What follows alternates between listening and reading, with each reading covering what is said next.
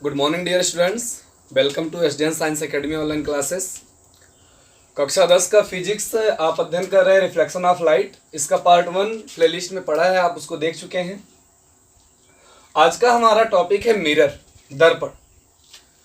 दर्पण इसको हम समझें इसके पहले हम एक चीज देखते हैं। आपको पहले लेक्चर में बताया गया कि परावर्तन होता क्या है, रिफ्लेक्शन है क्या, जिसके तहत आपने देखा रिफ्लेक्शन में एक ऐसा सरफेस होना चाहिए जो कि अपारदर्शी हो और चिकना हो।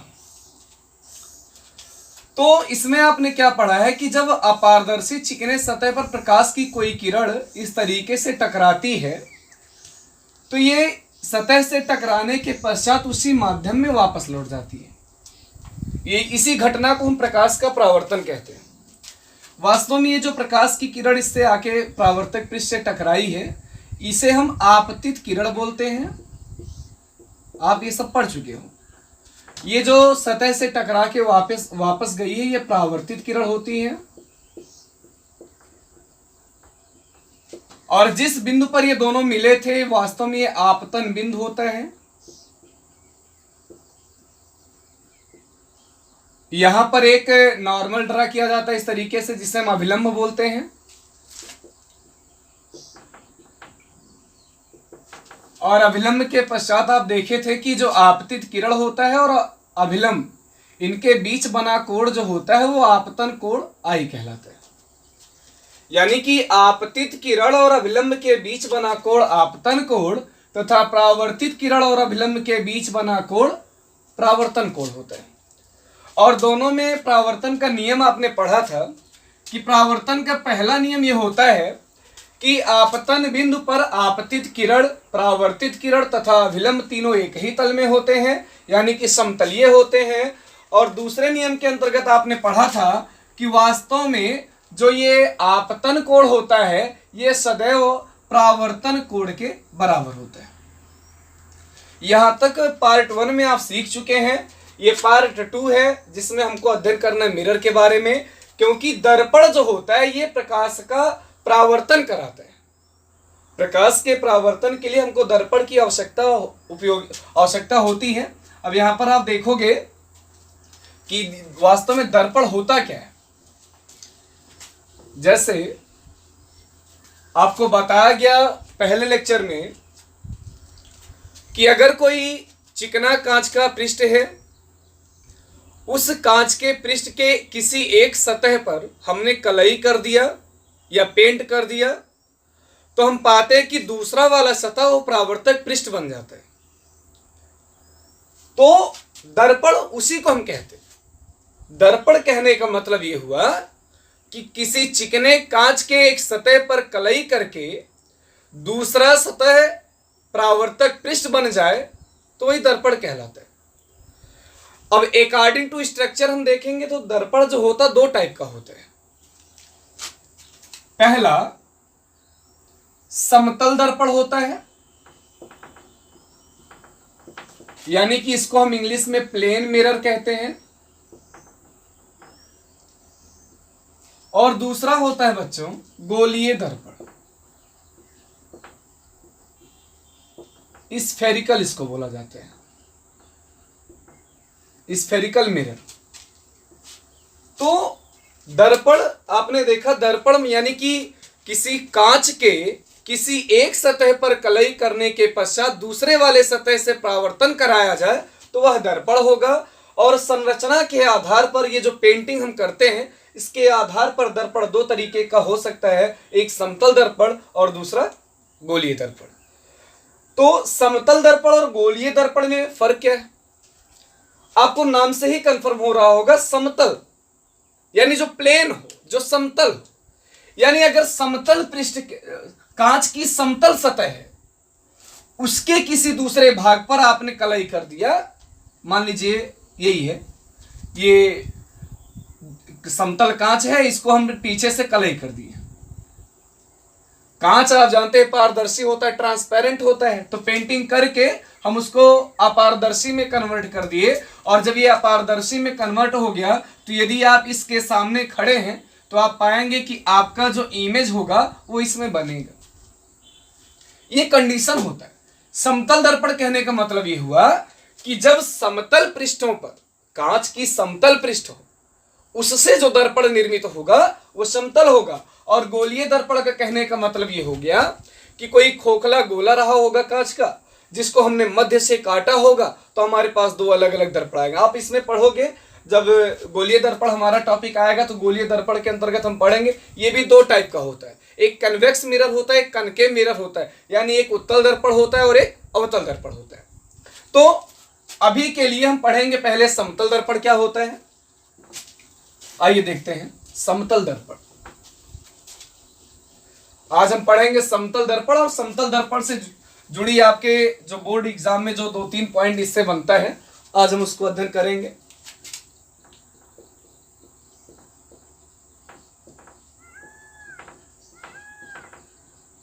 समतल दर्पण यानी कि प्लेन मिरर। प्लेन मिरर में बच्चों संरचना तो आप समझ ही गए कि समतल दर्पण होगा कैसे। आपको बताया गया कि समतल पृष्ठ होना चाहिए, उसके एक सतह पर कलई कर देंगे तो दूसरा वाला सतह जो होगा वो परावर्तक पृष्ठ बन जाएगा, जो कि इमेज बनाने में कार्य करेगा। इससे जुड़ी 3-4 बेसिक पॉइंट हमको ध्यान रखना पड़ता है। पहला कि समतल दर्पण से वस्तु की दूरी जितनी होगी, समतल दर्पण से वस्तु की दूरी जितनी होगी, दर्पण में उसका जो प्रतिबिंब होगा, दर्पण में प्रतिबिंब ठीक उतनी ही दूरी पर बनता है, ठीक उतनी ही दूरी पर बनता है। देखिए लिखाया गया कि पहला पॉइंट है, समतल दर्पण से वस्तु की दूरी जितनी होगी, दर्पण में प्रतिबिंब ठीक उतनी ही दूरी पर बनता है। फिगर के माध्यम से देखिए इसको, ये एक समतल दर्पण है। पहला कॉन्सेप्ट समतल दर्पण में ये हमको याद रखना है कि अगर ये समतल दर्पण है और कोई वस्तु जो है इस तरीके से यहां पर रखा है, मान लो बिंदु वस्तु है ये O, और O की मिरर से जो दूरी है वो यक्स है, तो आप पाएंगे जो इमेज होगा दर्पण में वो यक्स दूरी पर ही बनेगा। बात समझ में आ रही? अगर समतल दर्पण है, समतल दर्पण से कोई वस्तु यक्स दूरी पर रखा है, तो दर्पण में बनने वाला प्रतिबिंब भी यक्स दूरी पर ही बनेगा। यानी कि दर्पण से वस्तु की दूरी और दर्पण में वस्तु की दूरी आपस में ये बराबर होते हैं। तो पहला कॉन्सेप्ट हमारा ये हो गया कि समतल दर्पण से वस्तु की दूरी जितनी होगी, दर्पण में उसका जो प्रतिबिंब होगा ठीक उतनी ही दूरी पर बनता है। न्यूमेरिकल वैल्यूज देख लो। अगर यहां पर मान लीजिए समतल दर्पण से वस्तु की दूरी 1 मीटर है, तो प्रतिबिंब भी 1 मीटर की दूरी पर बनेगा। 2 मीटर है तो प्रतिबिंब भी 2 मीटर पर ही बनेगा। चलिए आगे देखते हैं। दूसरा पॉइंट जो हमको याद रखना है इसमें,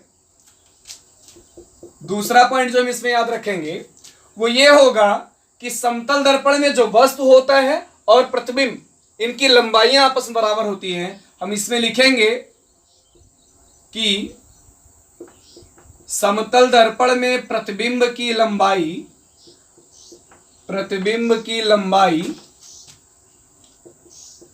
वस्तु के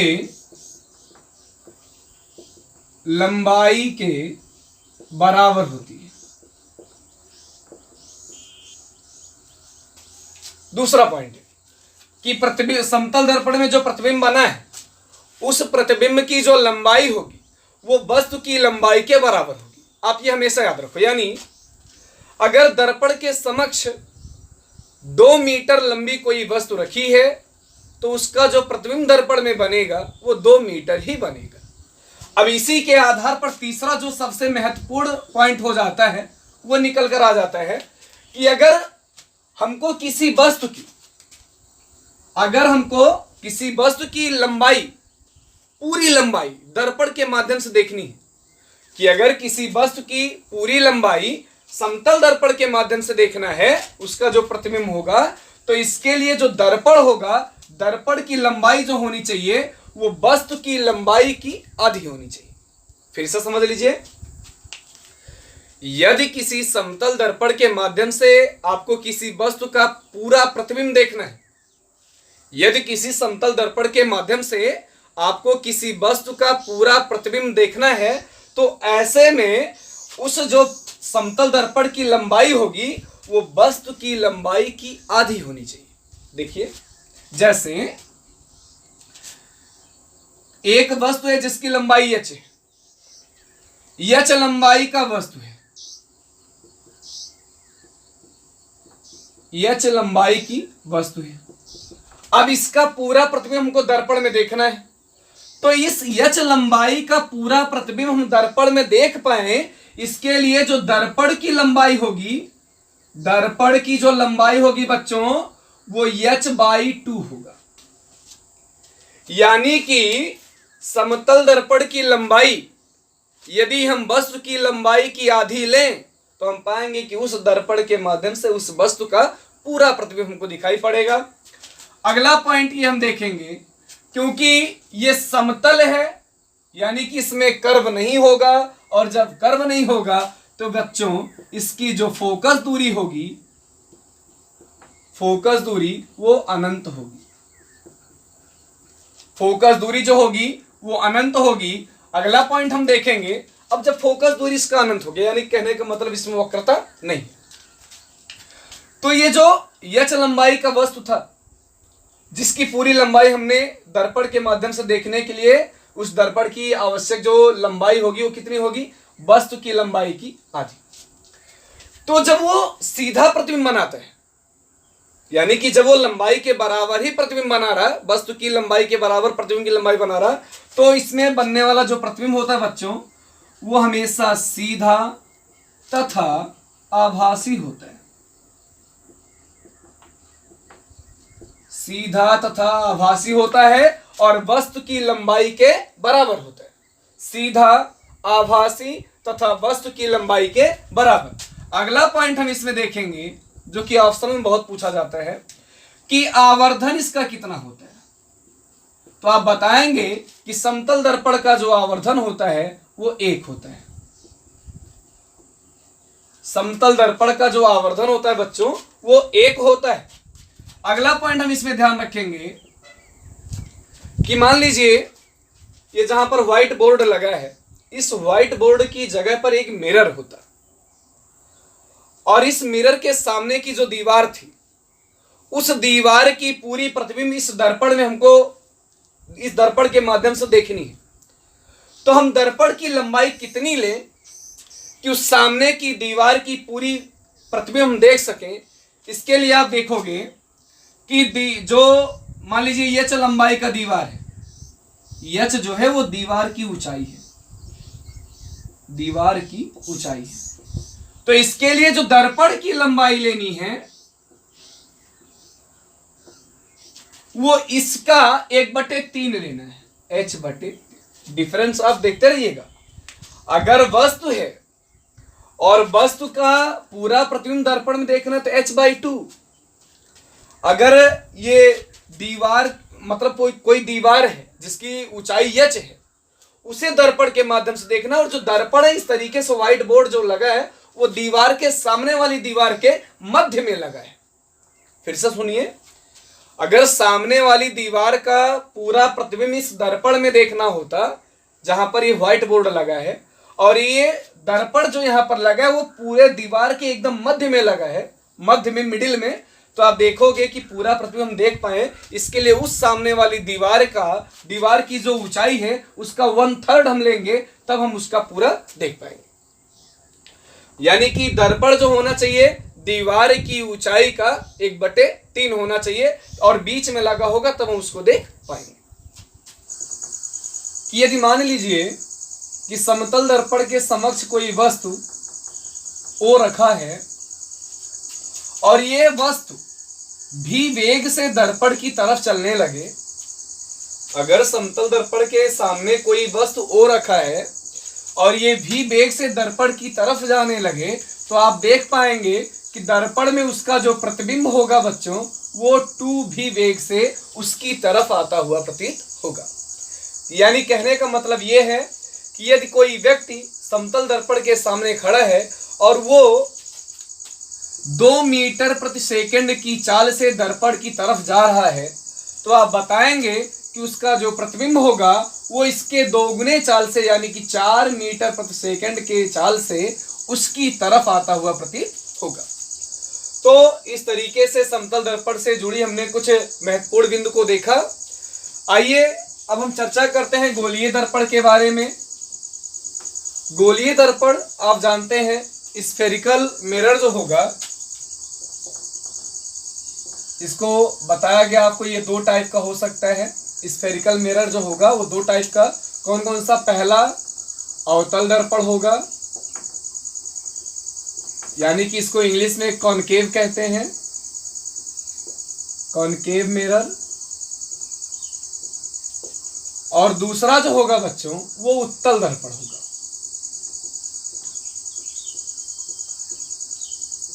गोलीय दर्पण जो होता है इसको हम इंग्लिश में कॉन्वेक्स कहते हैं, कॉन्वेक्स मिरर।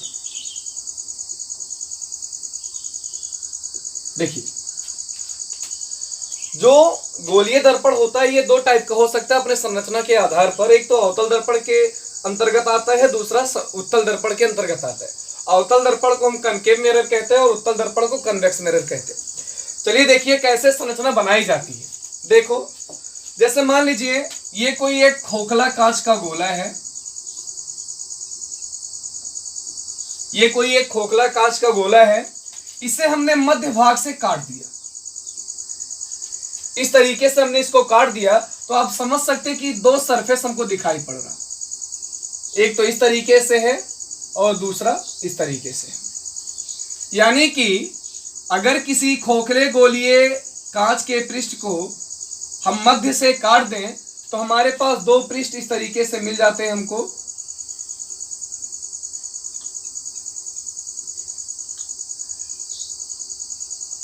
अब देखिए कब जो है वो अवतल दर्पण बनता है और कब वो उत्तल दर्पण बनता है।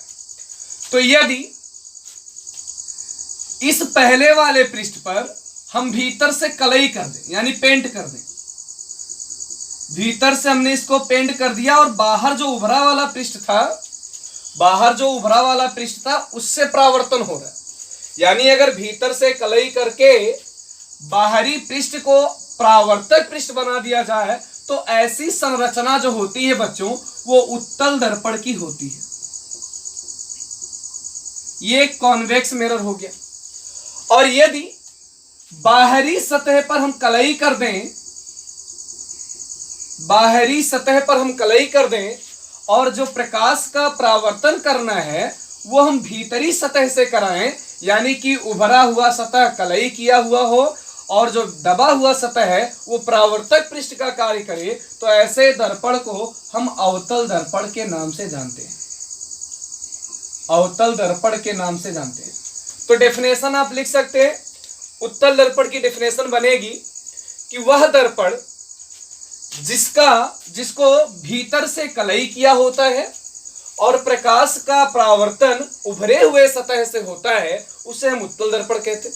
या सीधा सीधा बताइए, उत्तल दर्पण वह दर्पण है जिसमें परावर्तक पृष्ठ उभरा हुआ होता है। अवतल दर्पण की डेफिनेशन आप देखेंगे कि वह दर्पण जिसके उभरे हुए सतह पर कलई किया हुआ हो या पेंट किया हुआ हो और प्रकाश का परावर्तन दबे हुए सतह से हो, यानी परावर्तक पृष्ठ दबा हुआ हो, तो ऐसे दर्पण को हम अवतल दर्पण के नाम से जानते हैं। तो ये उत्तल दर्पण हो गया, ये अवतल दर्पण हो गया। अब इससे जुड़ी कुछ बिंदु होते हैं जिन पर हमको चर्चा करना होगा। आइए देखते हैं वो कौन कौन से बिंदु हैं। आपको सीधा सीधा केवल इतना ध्यान रखना होगा कि दर्पण चाहे उत्तल हो या अवतल, वो इसी खोखले कांच के गोले से बनाया गया। वो जो तैयार हुआ चाहे उत्तल दर्पण हो, मान लीजिए हम अवतल बना दिए, ये अवतल दर्पण हो गया और ये उत्तल दर्पण हो गया। ये अवतल है, ये उत्तल है। अब जैसे जब इनसे जुड़ी कुछ बिंदुओं पर हम चर्चा करेंगे कि उनकी परिभाषाएं क्या क्या होती हैं, तो सर्वप्रथम आपको यही ध्यान रखना पड़ेगा कि यह जो दर्पण है, चाहे अवतल हो या उत्तल हो, ये इसी खोखले कांच के गोले से बना है। तो देखिए, सर्वप्रथम हम देखते हैं दर्पण का द्वारक। दर्पण का द्वारक, दर्पण का द्वारक क्या होता है? जैसे मान लीजिए ये यम1 है और यम2, ये यम1 है, ये यम2। तो अब देखो ध्यान से, दर्पण के द्वारक की डेफिनेशन क्या होगी? वास्तव में ये दर्पण दोनों जो है ये इसी खोखले कांच के गोले से बनाए गए हैं। तो हम कह सकते कि यहां से लेके यहां तक की जो दूरी है, ये पूरी दूरी, यही दर्पण का क्या है? द्वारक है। परिभाषा बनेगा कि उस गोले का व्यास, फिर से सुनिए, उस गोले का व्यास जिससे कि दर्पण निर्मित हुआ है, दर्पण का द्वारक कहलाता है। उस गोले का, यानी उस खोखले कांच के गोले का व्यास, यहां से यहां तक की दूरी को व्यास ना ही कहेंगे हम। तो उस गोले का व्यास जिससे कि दर्पण निर्मित हुआ है, दर्पण का द्वारक कहलाता है। या एक दूसरी डेफिनेशन आप बता सकते हैं इसमें कि दर्पण का जो द्वारक होता है, एक ऐसा भाग है जितने से होकर प्रकाश की किरणों का परावर्तन होगा। फॉर एग्जाम्पल, जो प्रकाश की किरणें इस तरीके से जा रही होंगी, उनको तो ये मिरर जो है परावर्तित करेगा नहीं। जो इसके रेंज में आएंगे उन्हीं को रिफ्लेक्ट कर सकता है।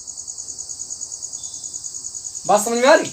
मतलब जितने भाग से प्रकाश का परावर्तन होता है, यानी जो संपूर्ण परावर्तक पृष्ठ है, वही दर्पण का क्या होता है? द्वारक होता है। दूसरा पॉइंट इसमें आता है दर्पण का ध्रुव। दर्पण का ध्रुव, अब दर्पण का ध्रुव क्या है? इसको इंग्लिश में पोल कहा जाता है। पोल, पोल ऑफ मिरर। तो परावर्तक तल के, परावर्तक पृष्ठ के मध्य बिंदु को दर्पण का ध्रुव कहते हैं। परावर्तक पृष्ठ के मध्य बिंदु, एकदम middle point, middle point of reflecting surface is called mirror, pole of mirror. तो यहां से हो गया ये P, ये जो मध्य बिंदु है बच्चों, यही क्या है? यही पोल है, दर्पण का ध्रुव। तीसरा इसमें आप पढ़ेंगे दर्पण का वक्रता केंद्र। वक्रता केंद्र क्या होगा इसमें? आप समझ सकते, उस गोले का केंद्र जिससे कि दर्पण बनाया गया है, उस खोखले कांच के गोले का केंद्र जिससे कि दर्पण बना है, दर्पण का वक्रता केंद्र होता है। अगर यहां पर वक्रता केंद्र C रहा हो तो हम कह सकते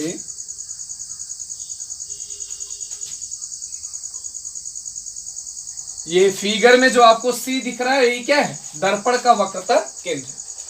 चौथा पॉइंट इसमें आपको मिलेगा वक्रता त्रिज्या। वक्रता त्रिज्या, अब वक्रता त्रिज्या क्या है? उस खोखले कांच के गोले की त्रिज्या जिसका कि दर्पण एक भाग है, दर्पण की वक्रता त्रिज्या होती है। या आप यूं कह सकते हैं कि दर्पण के ध्रुव तथा वक्रता केंद्र को मिलाने वाली जो रेखा होती है, वक्रता त्रिज्या कहलाती है। दर्पण के ध्रुव तथा दर्पण के वक्रता केंद्र को मिलाने वाली रेखा जो होती है, वही दर्पण की वक्रता त्रिज्या होती है। इसे फिगर में PC के माध्यम से दिखाया गया। P से C तक की दूरी ही क्या है? वक्रता त्रिज्या है। पांचवा पॉइंट इसमें आएगा बच्चों मुख्य अक्ष। मुख्य अक्ष, प्रिंसिपल एक्सिस या मेन एक्सिस, ये क्या है? मुख्य अक्ष। दर्पण के ध्रुव तथा वक्रता केंद्र को मिलाने वाली सीधी रेखा, जो सरल रेखा जा रही है, दर्पण के ध्रुव तथा वक्रता केंद्र को मिलाने वाली सरल रेखा जो होगी, वही दर्पण की क्या होगी? मुख्य अक्ष होगी। तो ये मुख्य अक्ष हो गया दर्पण का, जो ये पूरी सीधी रेखा जा रही P से C, दर्पण के ध्रुव से होता हुआ। आगे हम इसमें देखेंगे बच्चों कि फोकस क्या होता है। मुख्य फोकस, मुख्य फोकस। ये सबसे इंपॉर्टेंट है आपका मेन फोकस क्या होता है। इसके लिए एक फिगर बनाना पड़ेगा। ये हमने एक अवतल दर्पण ड्रा किया। इसका द्वारक हो गया M1 M2, इसका ध्रुव हो गया P, इसकी वक्रता केंद्र हो गई C और इसको मिलाने वाली ये सीधी रेखा।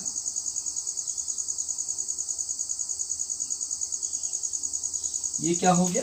ये हो गया इसका मुख्य अक्ष। देखिए मुख्य फोकस है क्या, परिभाषा आप देखोगे मुख्य फोकस की, तो मुख्य अक्ष के समांतर चलने वाली प्रकाश की किरणें, मुख्य अक्ष के समांतर चलने वाली प्रकाश की किरणें दर्पण से परावर्तन के पश्चात जिस बिंदु से होकर गुजरती हैं या जिस बिंदु पर आकर मिलती हैं उसे दर्पण का मुख्य फोकस कहते हैं।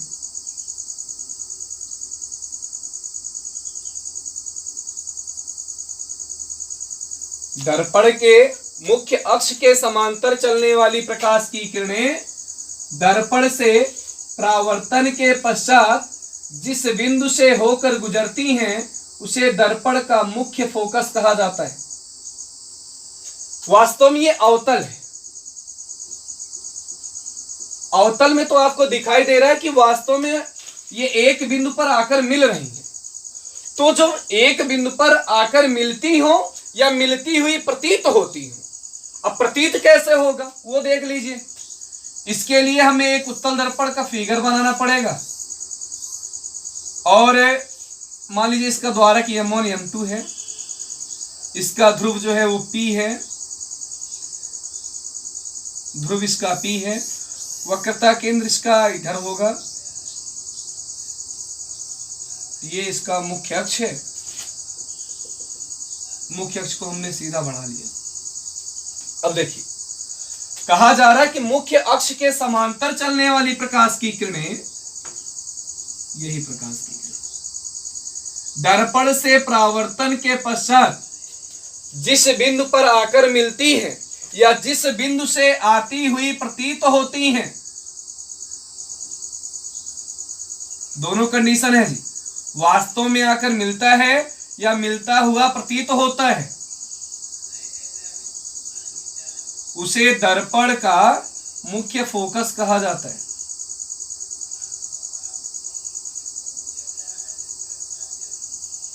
देखिए इसमें दोनों में डिफरेंस क्या क्या मिला हमको। अगर हम बात करें अवतल दर्पण की, तो अवतल दर्पण में जो ये दर्पण के परावर्तन के पश्चात जो परावर्तित किरणें हैं वो एक बिंदु पर आकर मिल रही हैं। लेकिन उत्तल दर्पण में क्या हो रहा है कि परावर्तित किरणें किसी एक बिंदु से आती हुई प्रतीत हो रही हैं। इस वजह से हम कह सकते कि जो मुख्य फोकस होता है उसकी डेफिनेशन बनती है कि मुख्य अक्ष के समांतर चलने वाली प्रकाश की किरणें दर्पण से परावर्तन के पश्चात जिस बिंदु पर आकर मिलती हैं या वास्तव में मिलती हैं या किसी बिंदु से आती हुई प्रतीत होती हैं, तो उसे हम दर्पण का मुख्य फोकस कहते हैं। इसके आगे आपको पढ़ना पड़ता है फोकस दूरी। फोकल लेंथ क्या होता है? फोकल लेंथ का कहने का मतलब यह है दर्पण के ध्रुव तथा मुख्य फोकस तक की दूरी। दर्पण के ध्रुव तथा मुख्य फोकस तक की दूरी को दर्पण का फोकस दूरी कहते हैं। यानी कि फिगर के माध्यम से आप देखोगे जो P से F तक का डिस्टेंस है, PF जो है वही क्या है? दर्पण का फोकस दूरी। कहने का मतलब जो मुख्य फोकस था, ध्रुव से मुख्य फोकस तक की जो दूरी है वही दर्पण की फोकस दूरी होती। अब इसके आगे हम देखेंगे कि इन दर्पणों के मदद से हम जो है प्रतिबिंब कैसे निर्मित कर सकते हैं।